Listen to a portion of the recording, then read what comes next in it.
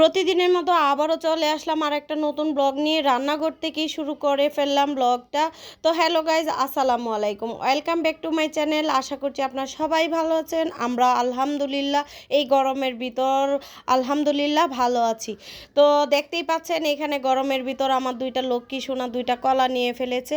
আর ওরা হচ্ছে কলা খাওয়ার থেকে ফেলে দেয় বেশি। একটু আগেই কলা অর্ধেকটা করে খেয়ে আমাকে লুকিয়ে ওরা ময়লা ঝুড়িতে কলা ফেলে দিয়েছিল। আর আমি আজকে দুপুরবেলা একটু সকাল সকালেই রান্না করতে চলে আসছি, কারণ হচ্ছে আমার আব্বুও আসতেছে আজকে। আর প্রত্যেকটা মেয়ের জীবনই হচ্ছে বাবা মা, তার শ্বশুরবাড়িতে বলেন আর সে যেখানেই থাকে, বাবা মা যদি আসে তার যে কতটা আনন্দ লাগে সেটা আসলে একটা মেয়ে বুঝে। এই পরিস্থিতিটা আসলে একটা ছেলে বুঝতে পারবে না। তো আমি এখানে মাছের ডিম ভেজে নিয়েছি আর হচ্ছে এখানে চিংড়ি মাছ নামিয়ে রেখেছি, কারণ হচ্ছে আমি চিংড়ি মাছ দিয়ে লাউ দিয়ে রান্না করব। আর আমার আব্বু আসলে একটু চিন্তা ভাবনা করেই রান্না করতে হয়, কারণ হচ্ছে আমার বাবা সব কিছু খেতে চায় না। পোলাও মাংস এগুলা তো খাবেই না, এমনিতেই গরম। আর আব্বু তো গরমের ভিতরে এগুলা মুখেই নিবে না। আর আমার আম্মু আসলে যেমন এইগুলা চিন্তা ভাবনা একদম করতে হয় না, যত গরমেই থাকুক আর যতই ঠান্ডা থাকুক না কেন। আমার আব্বু আম্মুর মধ্যেও অনেক তফাৎ খাওয়ার ব্যাপারে, কারণ হচ্ছে আমি হচ্ছি আমার আম্মুর মতো। আমিও যেমন মাংস পছন্দ করি, পোলাও পছন্দ করি, আমার আম্মু সেই রকমই পছন্দ করে। তো আমি আমার আব্বু যেহেতু আসতেছে, আমার আব্বুর জন্য এখানে আমি লাউ চিংড়িটা করতেছি। আর একটু ভর্তাবাজি, যেহেতু আব্বু যেটা পছন্দ করে সেটাই আমি করব। আর আমার আব্বু সরাসরি আমার বাসায় আসবে না, আজকে আসতেছে সকালবেলা, ট্রেনে উঠেছে সেই 8টার সময়। আর আস্তে আস্তে বিকাল 4টা বেজে যাবে, তখন আমার ভাইয়ের বাসায় যাবে। আমার ভাইয়ের থাকে জিগাতলা আর আমি থাকি হচ্ছে মোহাম্মদপুর। ঢাকা মোহাম্মদপুর আর জিগাতলা তো খুব বেশি দূরে না। আমার আব্বু ভাইয়ের বাসা থেকে খাওয়া দাওয়া করে সন্ধ্যার পর তারা চলে আসবে আমার বাসায়।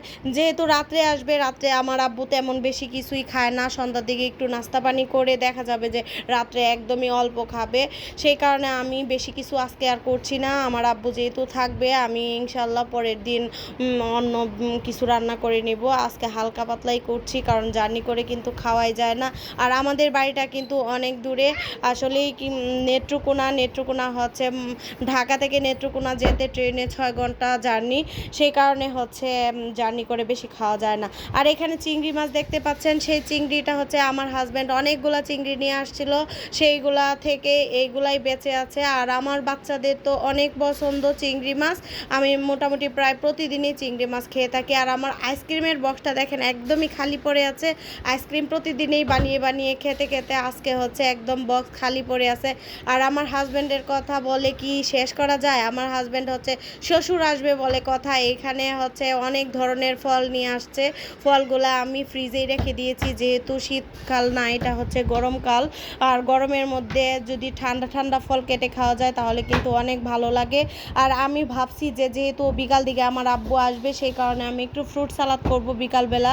সেই কারণে ফলটা একদম ঠান্ডা হয়ে গেলে ফ্রুট সালাদটা খেতে কিন্তু খুবই ভালো লাগে। আর এখানে কিন্তু আমি ঘরদর একদমই টিপটপ করে ফেলেছি। আমার আব্বু কিন্তু একদমই টিপটপ পছন্দ করেন, আমার আব্বু একদম এলোমেলো কোনো কিছুই পছন্দ করে না। আর এই জামাগুলো দেখছেন, এই জামাগুলো হচ্ছে আমার বাচ্চাকে স্কুল থেকে এনে আমি এই জামাগুলো এভাবে রেখেছি। আর এই যে লক্ষ্মী সোনা দুইটা বসে বসে ফ্যানের নিচে কলা খাচ্ছে আর টিভি দেখছে। বাচ্চা মানুষ দুইজনে এই ভালো এই মন্দ ঝগড়া লেগে যায়, সারাক্ষণই ঝগড়া করে, এর জন্য খাবার দিয়ে যতক্ষণ বসিয়ে রাখা যায়।